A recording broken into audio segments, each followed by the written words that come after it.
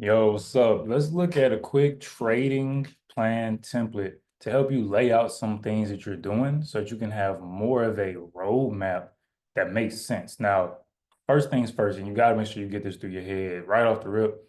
None of this is going to matter if you're not holding yourself to it.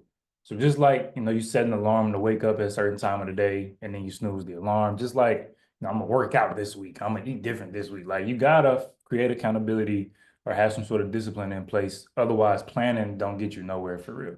Like it's nice, but it don't really get the results. You have to be able to execute. With that being said, let's run through some of these real quick. So first thing is you want to identify clearly and lay out why you're trading in the first place and what the long-term goal is. So not just I want to make money, but I want to retire by this date from this job, which means I need this much.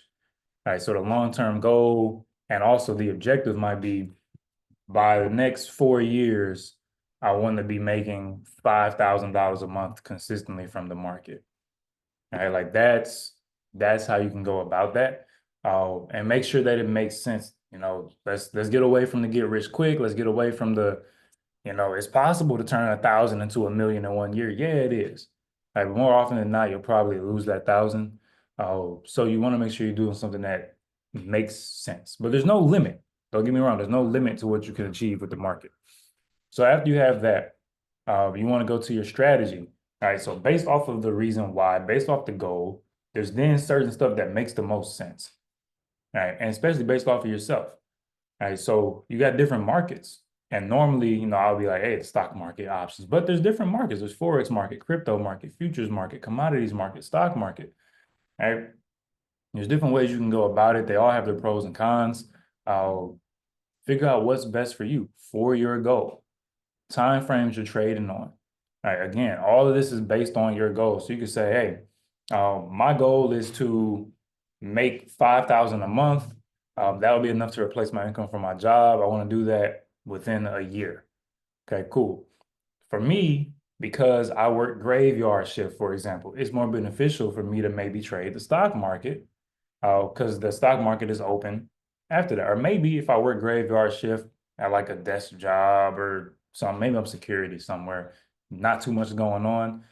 Well, while I'm up, I could trade the Forex market, I could trade the futures market, I could trade the crypto market because those markets are running during the night.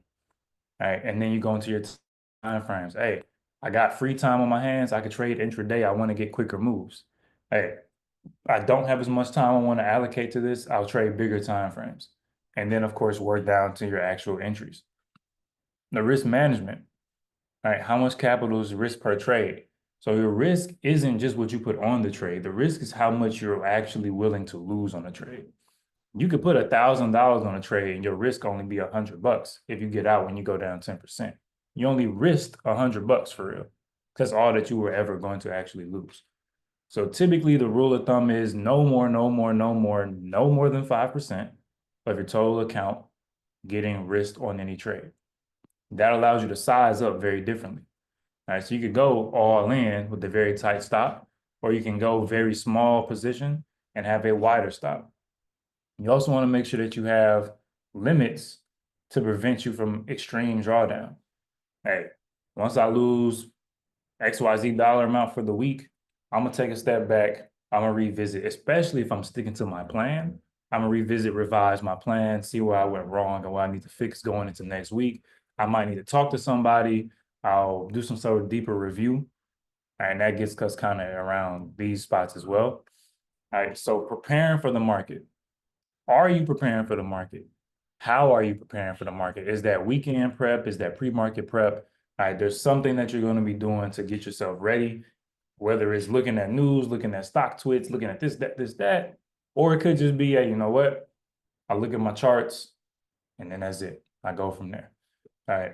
Post-market review as well, where you're going in and figuring out, okay, once I take trades, how am I going to get better from these trades? Am I journaling my thoughts, feelings, emotions? Am I going back and reviewing and replaying, seeing on the replay feature, depending on what you're charting on? This is what I saw. Okay, what could I have seen differently?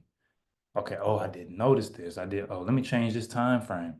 right? How are you going to continuously improve yourself through what you've done? And then number 5, right, is getting into mindset and stress, right? So you need to remember the stock market is more mental and emotional than it is the charts. The charts are all the same for everybody. Everybody has access to the same charts, same indicators, like all that's there. But what makes the big difference is how we actually manage stuff once we actually are in the trades, once we see the setups, right? So how are we going to manage our emotions? Is that, I enter my trade and then I get off the charts because I know if I stare at the charts for too long, I'm gonna start messing up. Certain stuff like that you bring into play.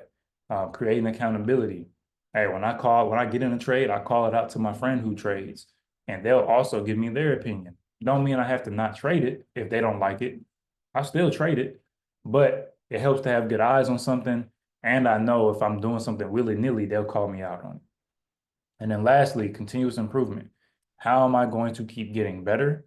Am I going to continue educating myself through books, through coaching, through courses? All right. And there could be a stopping point, but there's always more to learn if you want to go further, and there's always ways to get better. So if you want to continue once you get that goal, now if you're, hey, I made my 5,000 a month, that's consistent. Hey, ain't nothing wrong with stopping there. All right, but if you want to continue to improve, man, how do I take this 5 to 6 to 7 to 8? Then that's the next step, is figuring out what you're going to do to get further with that. All right, so hopefully this helps.